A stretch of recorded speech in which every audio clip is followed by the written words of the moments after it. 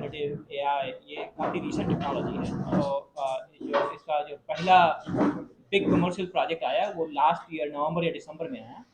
हमने around May April और around end of May early June launch किया था ये।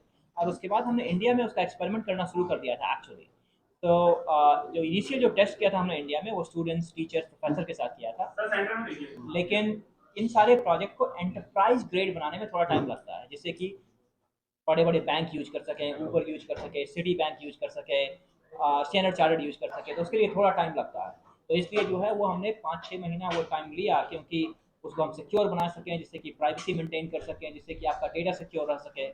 और उसके बाद हमने जो है 5 महीने के बाद रिलीज कर दिया दुनिया के लिए। तो मेरे हिसाब से जो है 4-5 महीने का टाइम लेना, जिससे कि लोगों की प्राइवेसी, सिक्योरिटी और इन सबको जो है इन सब के ऊपर टाइम दिया जा सके, इन सबको जो है प्रॉपर बनाया जा सके, जिससे कि लोग ट्रस्ट कर सके कि उनका डेटा सिक्योर रहेगा, डेटा बाहर नहीं जाएगा। ये सारी चीज़ें इंपॉर्टेंट है, तो इसलिए थोड़ा टाइम लगा।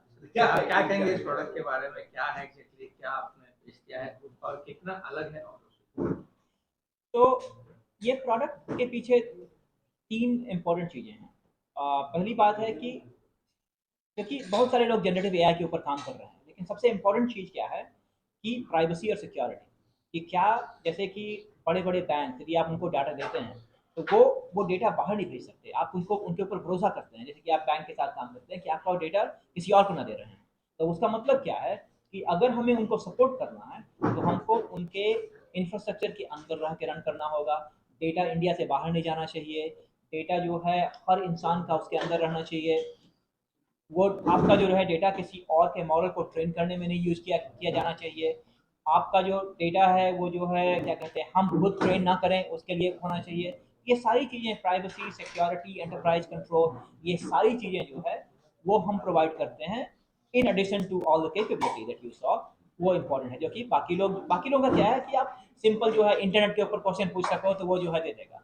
लेकिन वो डेटा जो आपके डॉक्यूमेंट के ऊपर हो, जो गारंटी करे कि जो है जो आंसर है वो आपके डॉक्यूमेंट के ऊपर से ही आंसर हो, तो वो सारी गारंटी जो है ये प्रोडक्ट देता है। तो आपने अगर डेमो देखा तो उसमें मैंने जो है डॉक्यूमेंट इंग्लिश में था और सवाल गुजराती में पूछा, और डॉक्यूमेंट मराठी में था और सवाल अंग्रेजी में पूछा। तो ये एक अच्छी चीज़ क्या है इस पर्टिकुलर प्रोडक्ट में, कि आपका जो लैंग्वेज का जो बैरियर है उसको वो बिल्कुल खत्म कर देता है। तो उसमें क्या है कि आपके अगर कुछ गलतियाँ हुई तो एक सेंटेंस में वो गलतियाँ पकड़ना थोड़ा मुश्किल होता है। इसमें क्या होता है कि जो जनरेटिव एआई जो टेक्नोलॉजी है वो पूरे कॉन्सेप्ट को समझता है बेस्ड ऑन पूरा इनपुट, जो सारा जो इनपुट दिया है आपने या पूरे डॉक्यूमेंट को।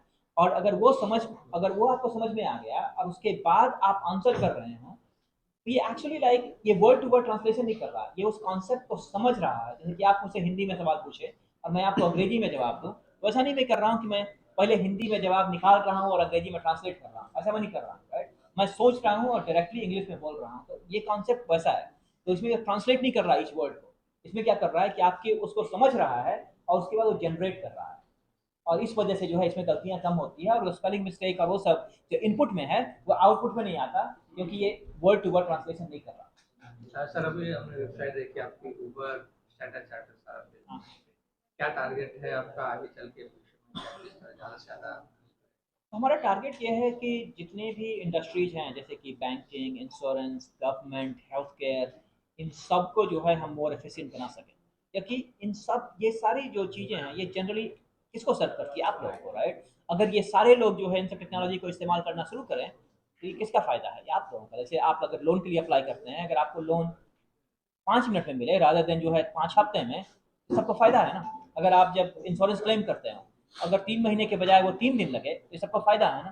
तो तो हमारा क्या गोल है कि टू इनेबल जितने भी ऑर्गेनाइजेशन हैं वो सारा ये प्रोडक्ट यूज करके सारी दुनिया को बेहतर सर्विस दे सके।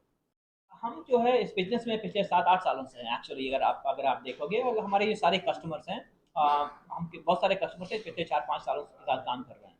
तो ये कोई ऐसा ऑफर नहीं है जो हम बंद करेंगे, क्योंकि ये कंप्यूटर साइंस में क्या है ना, आपको देखोगे हर साल चीज़ें सस्ती होती जाती हैं।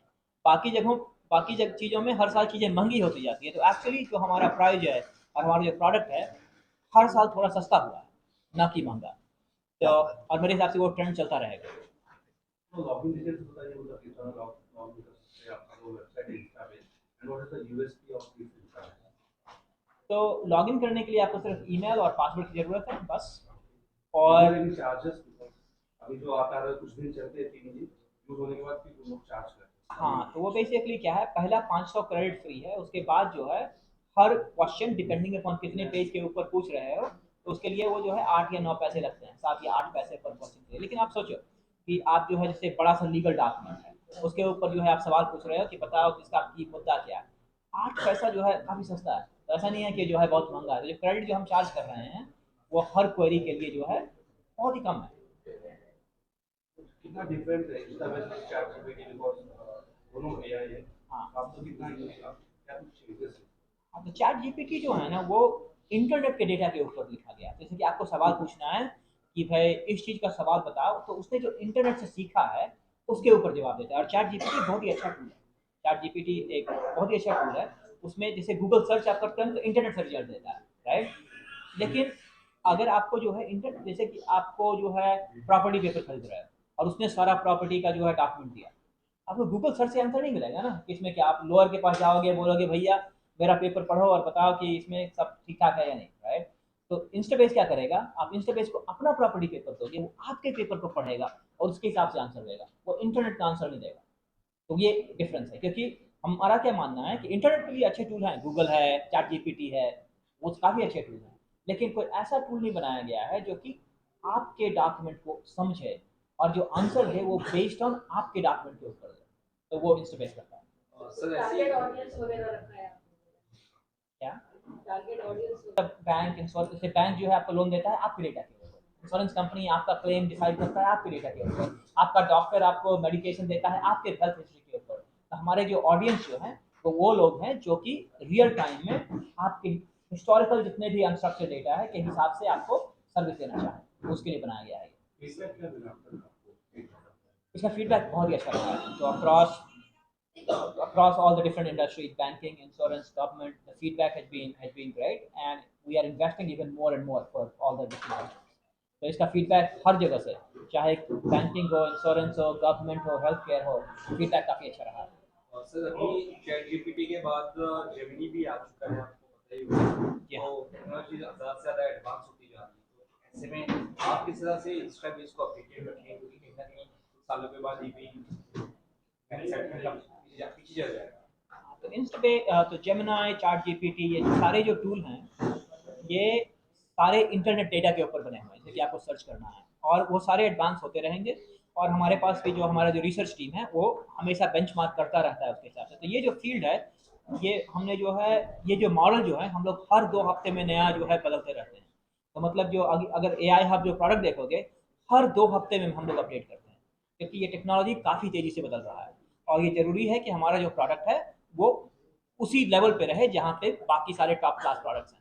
वो मिस्टेक्स की बात होती है, जैसे भी मिस्टेक की बात हमारे के होते हैं कि कितना परसेंट आप कह सकते हैं कि 100% सही एक्यूरेट रिजल्ट भी देता है, कुछ तो होगा ना, कुछ तो होगा। हाँ हाँ, जैसे देखो कोई भी, इवन अगर आप इंसान को भी बोलोगे, लॉयर को भी, वही गलतियां तो करते हैं ना, ऐसा नहीं है ना कि गलतियां नहीं करता। अगर आप किसी को टाइप करने बोलते हैं वो भी मिस्टेक करते हैं। तो हमने जो देखा है टिपिकली जो है, जो इन जनरल जो है, जो हमने जब बेंचमार्क किया है, तो for most basic stuff like ये ह्यूमन से ज़्यादा बेहतर करता है, मतलब 97-98%। लेकिन ऐसी अच्छी भी बात क्या है इसमें कि अगर जो है इसको कोई चीज़ नहीं आती है तो ये आपको गलत आंसर नहीं देगा। ये बोलेगा कि भाई I can not answer you this question because I don't have the data available. तो ये बोलेगा कि now I give up and you have to do it yourself. So in particular We're very encouraged by seeing how many organizations want to be in the forefront of AI. सब लोग AI अपने business में लेना चाहते हैं ताकि वो ज़्यादा बेहतर कस्टमर सर्विस कर सके, उनका कॉस्ट भी कम रहे, और नई नई चीज़ें दे पाए।